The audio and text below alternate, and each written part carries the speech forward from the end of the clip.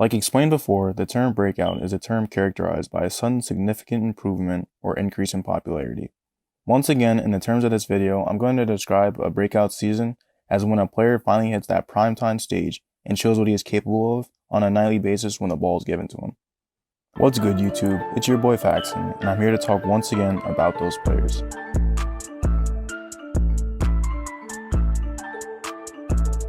First on my list, I have John Collins. Collins is a 6'9" forward that was drafted with the 19th overall pick in the 2017 draft. So far, on his career, he is averaging 16 points per game, about 9 rebounds per game, and about 1.5 assists per game. He's just coming over a season where he averaged 21.6 points per game, alongside 10 rebounds. So yeah, that's a double-double from the 19th overall pick, and it's pretty good production, especially from a player of his age. I believe Collins will have a breakout season in terms of both improvement and popularity, mainly because the Atlanta Hawks are starting to form an identity behind Trae Young and other various pieces. John Collins has drawn Blake Griffin-like comparisons so far in his young career, and he will flourish in the pick and roll or pick and pop with a player like Trae Young who can space the floor and pass the ball. Whilst on the defensive end, Collins and Clint Capella are two big and versatile defenders to boost any front court in the league, and would be a legit interior presence against almost any team. If the Hawks continue to make the right moves and play towards the skill sets of their players correctly, all this can be what leads to John Collins having a season where his play is finally recognized.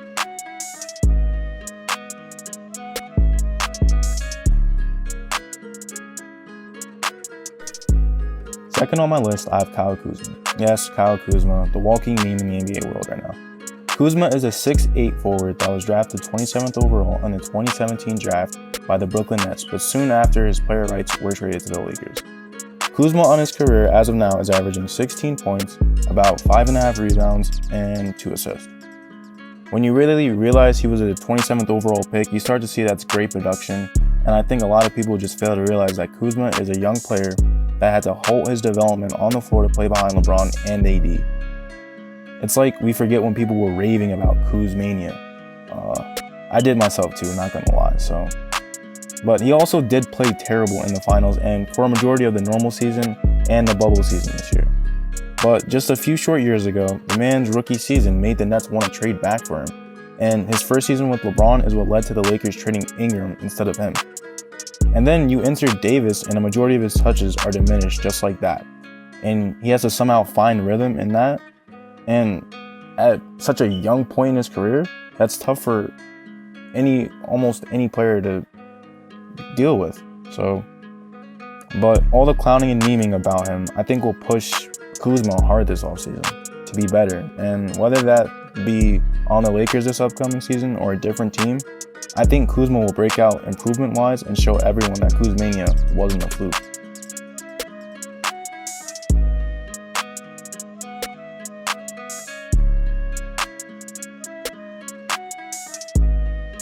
Moving on, third on my list, I have Lonzo Ball, another piece of that Lakers young core. Thanks to LeVar, Lonzo really doesn't need an introduction here, or ever for that matter, but he's a 6'6" guard with Jason Kidd type play, and was drafted second overall in the 2017 draft, and since has not performed consistently, especially following the hype that he had coming into the NBA. Lonzo on his career averages 11 points per game, 6 rebounds, and 6.5 assists. Like said, the hype behind Zoe coming into the league was immense, especially with the talk his father had put on. It put Lonzo in a spot that would be awkward for most young players and in turn put pressure on his career to be great right away, when the reality of it was we all knew Lonzo was going to need time to develop, especially in the NBA, because coming in we knew his jump shot mechanics were off, we knew he had very basic dribble packages, and we knew he was really just here for his passing ability and defense. And all this showed early on that he still needed to develop, especially with his stint in the Lakers, especially having to play under that pressure of LeBron and his championship prowess. And all that led to a trade for someone who could bring more than what Lonzo could at that point in his career. But it was best for him overall because it gave him time to develop on his own pace and build his own path to showing why he had hype behind him. I believe in the Pelicans' young core with Lonzo, Ingram, and Zion, Zoe will flourish off his defensive ability and his ability to play make for others, and he can develop a consistent three-point shot which would make the Pelicans a truly scary and tough young team, especially behind an ISO scorer in Ingram and a healthy generational type talent in Zion. And for these reasons, I believe Lonzo will have a breakout season in terms of improvement and popularity.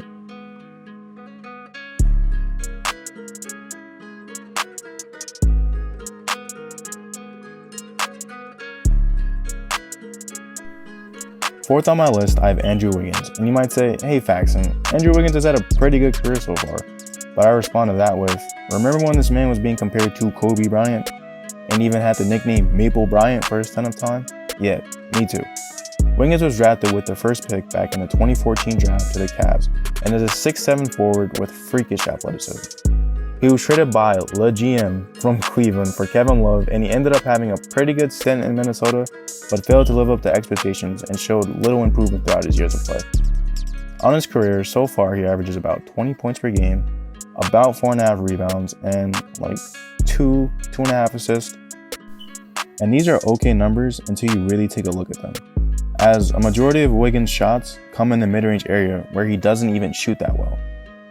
He can't read the ball well and is a terrible rebounder because of that, especially for his size, and his passing ability is something else that is lacking. I believe Wiggins will have a breakout this season in terms of improvement because he's playing for the Warriors, a team known for its development of players and championship tier play when everyone is healthy. Playing alongside while also learning from players like Steph Curry, Klay Thompson, and Draymond Green, it will do nothing but make Wiggins another dominant player in a system that is already dominant. My thoughts on Wiggins fitting into the Warriors system this year push me towards the idea of an even more explosive Harrison Barnes, capable of giving you 30 points, but also capable of showing inconsistencies at times. Shout out to Dub Nation though.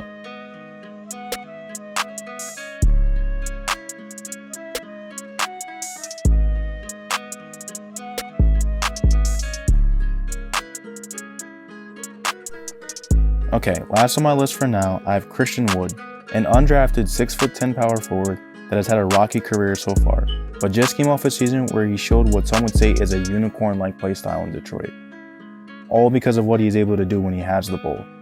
If you look at his stats, he only put up about 13 points, 6 rebounds, and 1 block in about 20 minutes per game, but this was his first real season where he saw consistent play.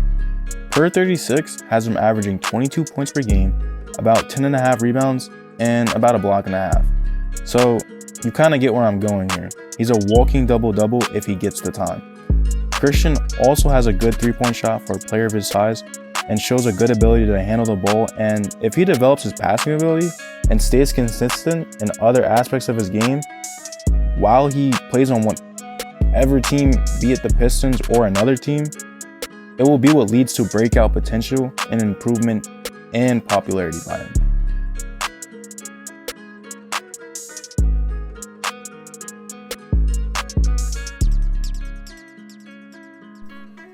Well, that's that. There's another top 5 players that I believe will have breakout seasons. If 1, they stay consistent in that of growth and development, 2, they stay healthy, and lastly, the franchise around them develops a proper system or continues to run a proper system. If you're still here and enjoyed the video, make sure to leave a like and subscribe, especially if you want to see more content like this. Peace.